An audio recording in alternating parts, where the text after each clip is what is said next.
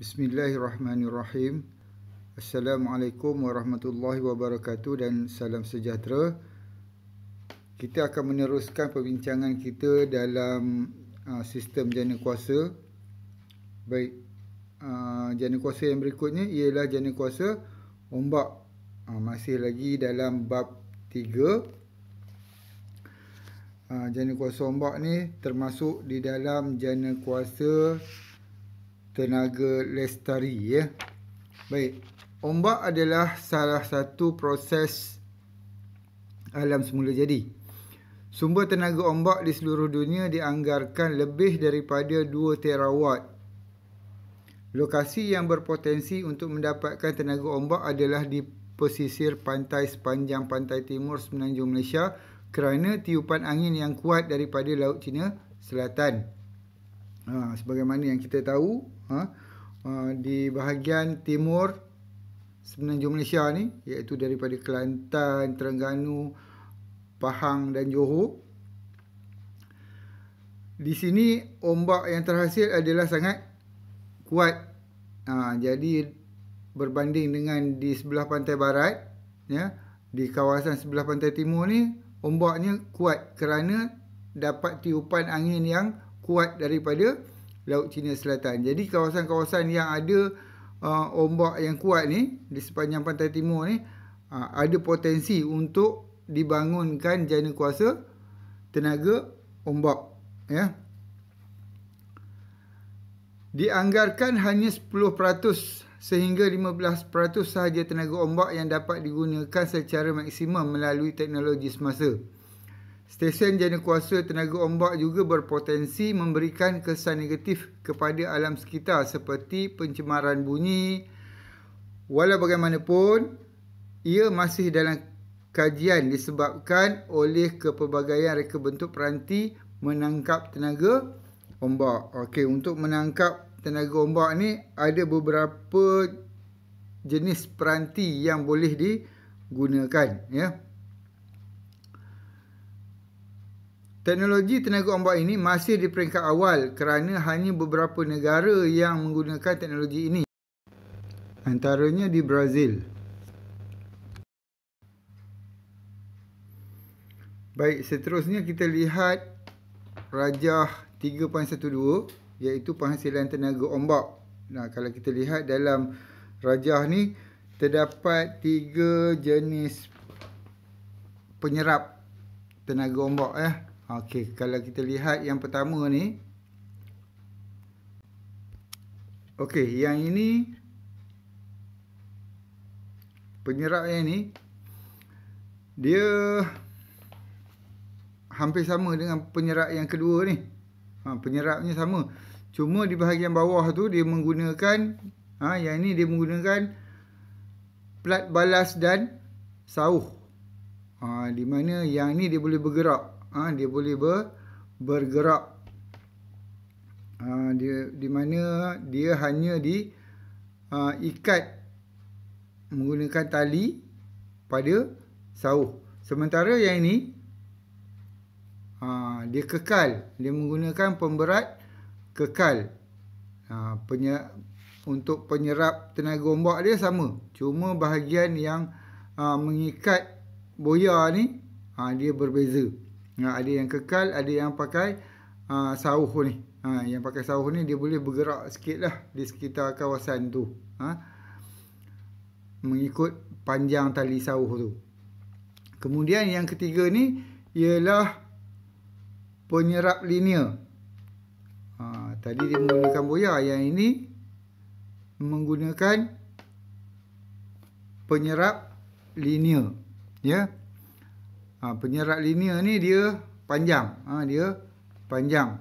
Di mana dia ada rem-rem hidrolik yang boleh mengepam hidrolik untuk menjana kuasa tenaga elektrik.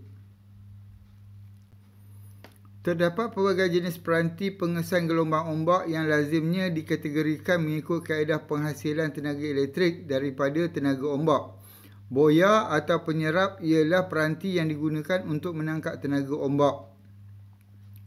Terdapat 3 jenis boya atau penyerap, iaitu jenis attenuator, terminator dan overtopping.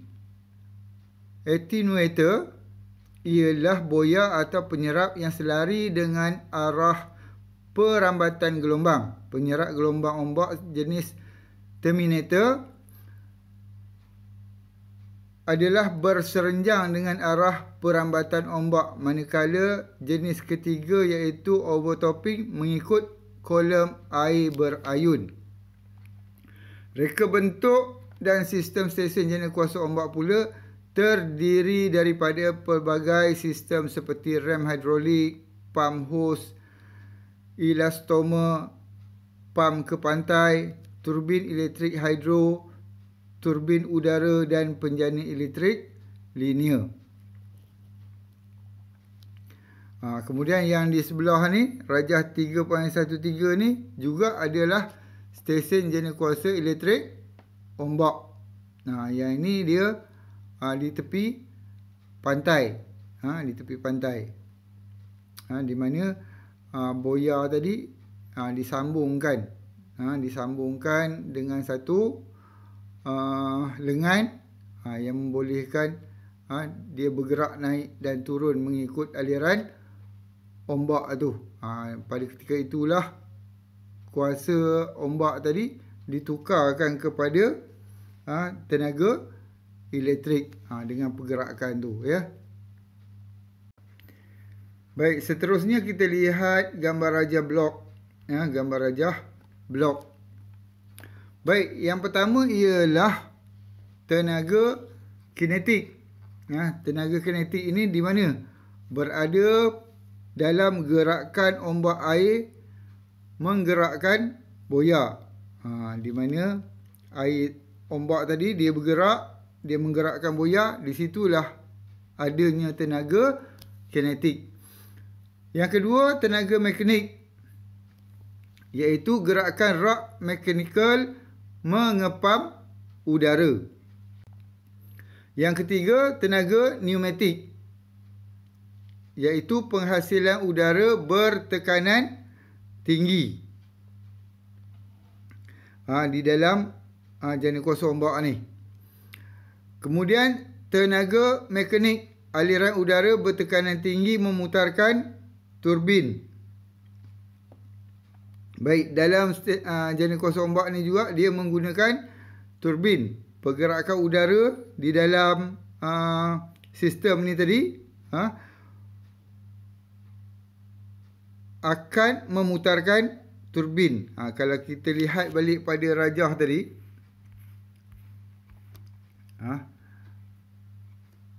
dekat sini ada pump dan penjana.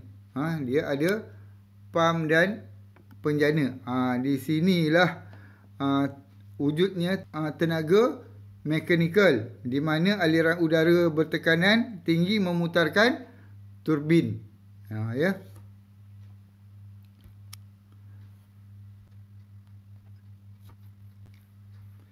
Baik, yang kelima, tenaga elektrik. Penjana menghasilkan tenaga elektrik.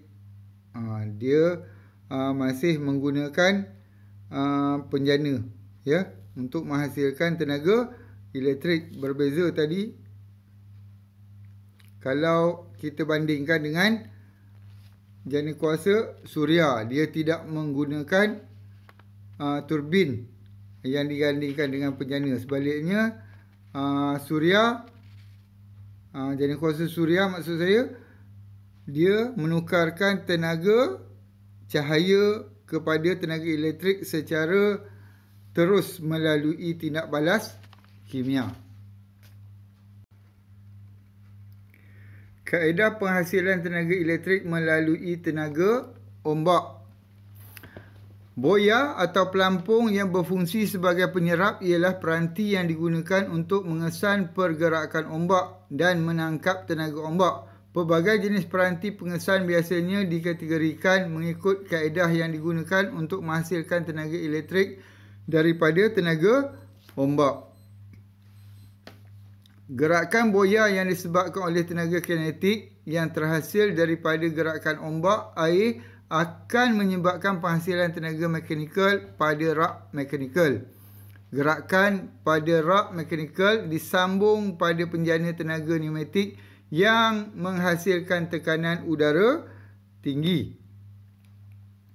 Tekanan udara tinggi disalurkan melalui turbin dan memutarkan turbin yang disambung pada penjana. Penjana menukarkan tenaga mekanikal kepada tenaga elektrik. Baik, ini ialah tentang jana kuasa elektrik ombak. Ya, jana kuasa elektrik ombak.